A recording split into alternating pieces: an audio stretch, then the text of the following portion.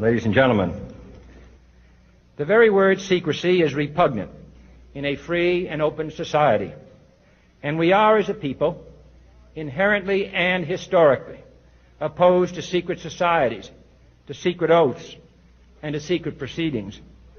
And there is very grave danger that an announced need for increased security will be seized upon by those anxious to expand its meaning to the very limits of official censorship and concealment.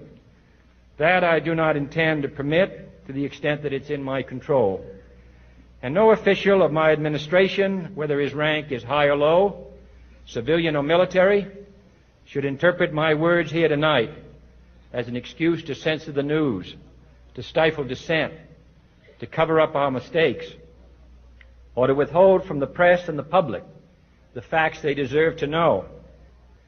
For we are opposed around the world by a monolithic and ruthless conspiracy that relies primarily on covert means for expanding its sphere of influence, on infiltration instead of invasion, on subversion instead of elections, on intimidation instead of free choice, on guerrillas by night instead of armies by day.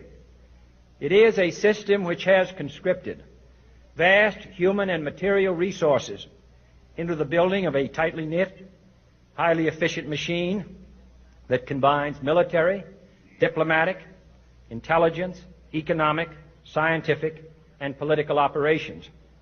Its preparations are concealed, not published. Its mistakes are buried, not headlined. Its dissenters are silenced, not praised. I am not asking your newspapers to support an administration, but I am asking your help in the tremendous task of informing and alerting the American people. For I have complete confidence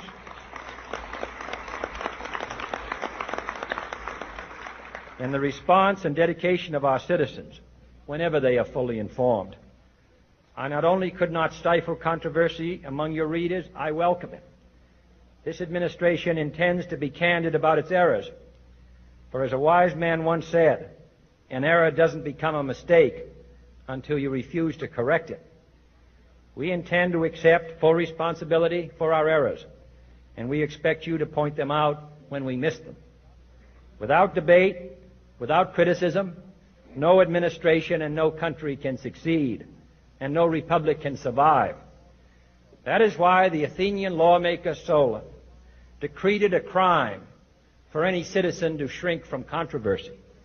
And that is why our press was protected by the First Amendment, the only business in America specifically protected by the Constitution, not primarily to amuse and entertain, not to emphasize the trivial and the sentimental, not to simply give the public what it wants, but to inform, to arouse, to reflect, to state our dangers and our opportunities, confident that with your help, man will be what he was born to be, free and independent.